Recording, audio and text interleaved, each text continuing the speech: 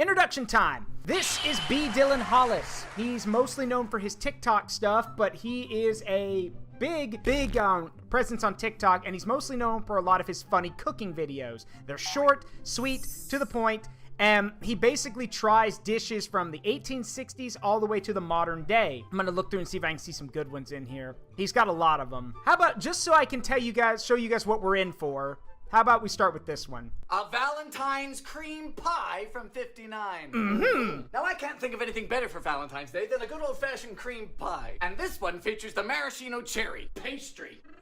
Hello. Yeah. Goodbye. Goodbye. For the pie pan, we're going to want a 9-inch. I know I do too. If you've got one, don't just force it in. Be gentle. This finished a bit early. Happens to the best of us. Into a sauce. 2 Eggy. 2 cups of moo juice. If your hand gets tired, just keep going. I'm single, so I'm used to it. Dylan. I like that. Very sweet, but I like it. Okay, so now let me show you one that, yes, there's many innuendos. He doesn't do that all the time. Let me try to find the one that I do. I've made a few of his recipes, but there's one of them that I really like. Where is it?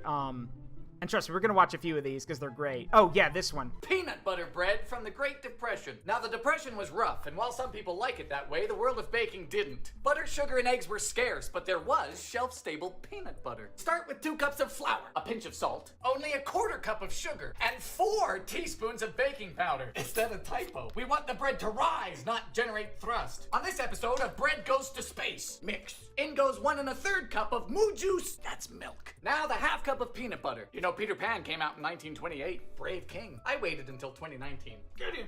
Fold. I don't know about this. There's not much to it. I have made this. For about an hour and 10 really minutes. good. Well, it smells divine. That's a good crumb.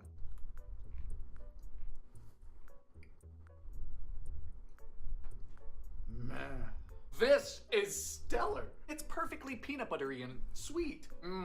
So good with so little. This is why I bake. And you asked if he has a cookbook. Well, funny you say that. He does. Ounces are my least favorite unit. Unlike my cookbook, which is an absolute unit. Oh God, that looks awful. It's not awful, but it is sad. If someone said that to me in the trenches, I would give up. I'd give up. But yes, he does have a cookbook, and it's coming out soon. The rice is resigned to be overcooked. Why you gotta say it like that? I like a court order. I hereby send it to you to be overcooked. Then 1 1/2 cups of milk. Scalded. You useless! Do you mean scalded with an A? He's like, nah, fam, that ain't no typo. I want you to yell at your milk. At your milk.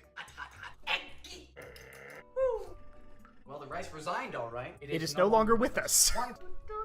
Bake for a 1/2 hour in a hot oven. Yes, I know it's hot. You get it's an oven. 400 it is. Yes, I know it's hot. You get it's an oven.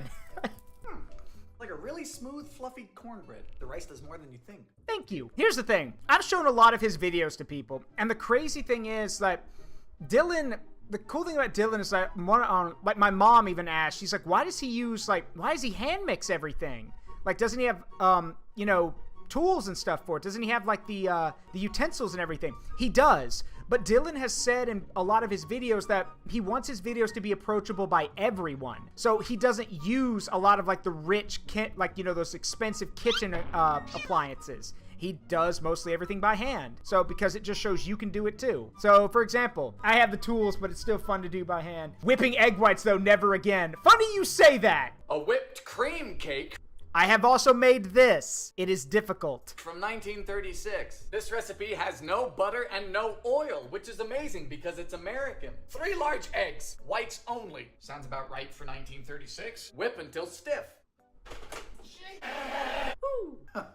That's genius. It's an angel food cake, but with 1/4 the egg whites. Bravo. A whip. Yeah, you heard that right. An angel food cake with 1/4 of the egg whites. Again, the man knows what he's doing. And some of these recipes are daft and insane, and yet they work. And again, I'm sorry that I'm quoting a lot of these. I just love this man. I think he's amazing. I think someone jokingly said he's basically Steve Rogers before he got the super soldier serum. And he kind of does look like that. But I'm going to be quoting this one a lot. A tomato soup cake from 1950.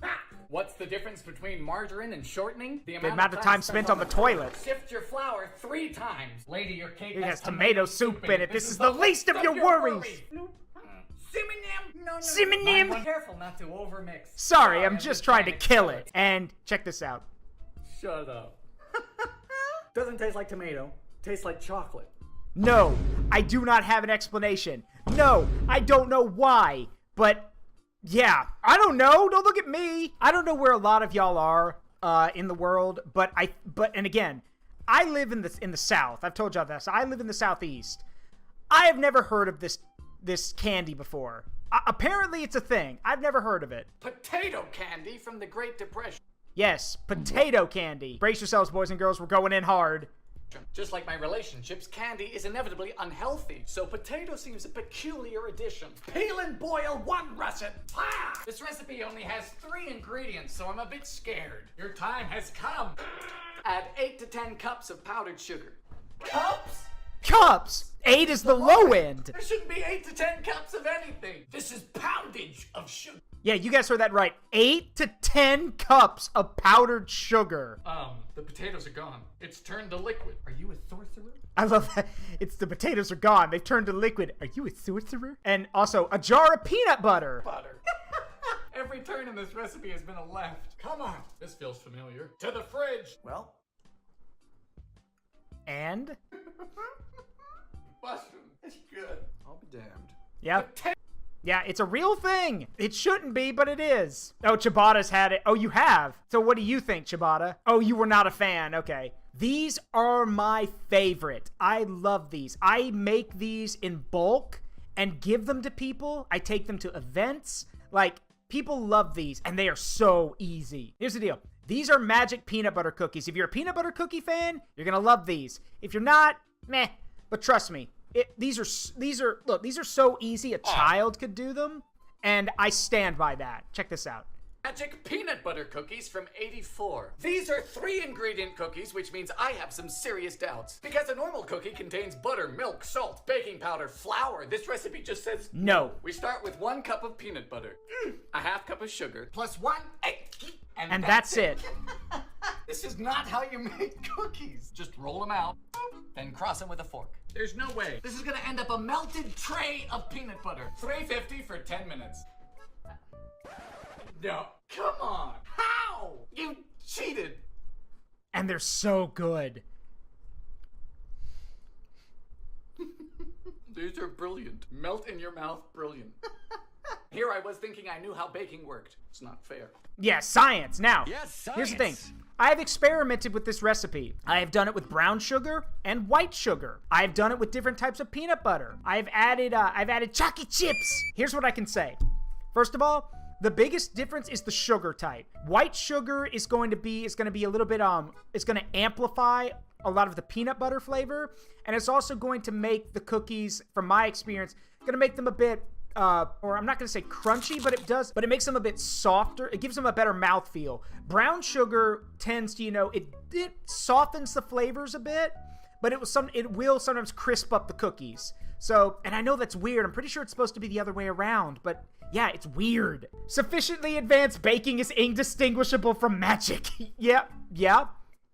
Eastern cooking, mostly in the Pacific, or in Asian nations, have mastered that technique of learning how to blend flavors together, basically so they complement one another. One of the problems that I run into just when cooking or baking in general is if you're not careful, you basically get what's called flavor fatigue. Flavor fatigue is where your mouth has basically tasted a type of flavor so much that it just gets exhausted by it. And then when you try to keep eating, it could be your favorite food, but when you try it again, it's almost like eating TV static or something. Like it's like you feel it in your mouth and on your tongue, but you don't taste anything. It's because that flavor has overpowered your taste buds. You need something to cut through that.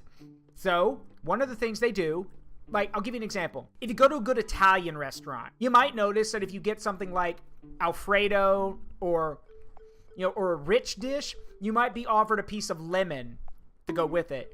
Or you might be offered like a dark leafy green. That is intentional because the lemon adds sour and tartness, and a dark leafy green adds bitterness. These will cut through the richness that come with an Alfredo. I apologize in advance if this makes people cringe or makes people like squirm in their seats. I promise it's not as bad as you think. Bacon grease chocolate chip cookies from 53. Now, I don't need to tell you how much we love bacon, and when it's cooked, it renders out a fair bit of liquid gold, which theoretically can be used in baking just like butter. You need a half cup. Perfect. Now into a bowl with a half cup of sugar, half cup of brown sugar, 1 egg, vanilla, and whisk. If your grease is solid, melt it. Sorry, it's the bacon and the vanilla. Then we bring it all together with a big cup of chocolate chips. We can add mood juice if it's too dry. Oh, this is good. Chill. $3.50 for around 12 minutes. You smell amazing. And it works. Oh my god. Salty, sweet, bacon, chocolatey, chewy. It's dark magic. Bacon. Yeah, it's dark magic. Yeah.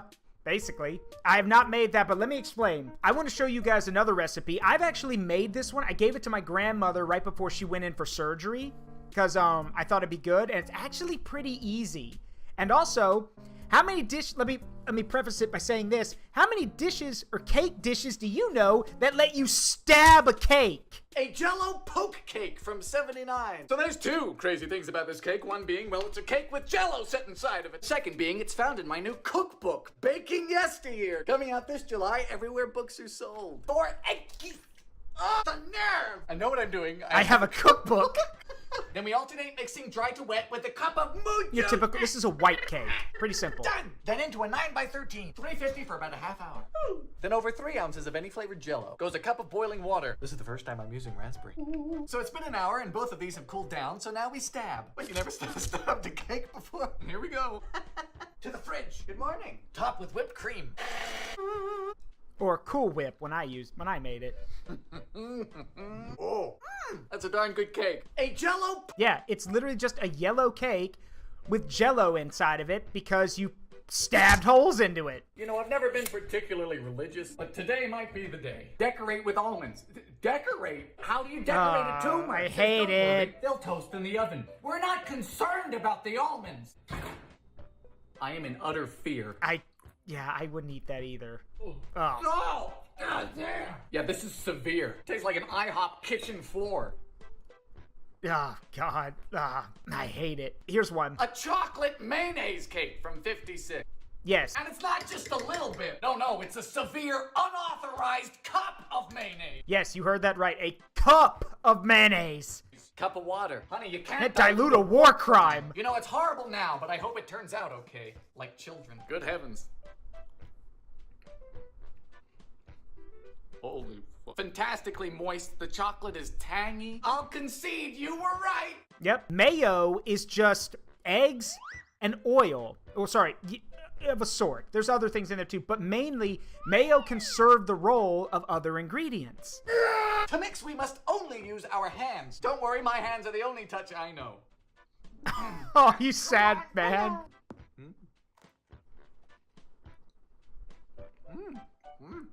Now that's just a plain good loaf. What's up, Frank? Come on.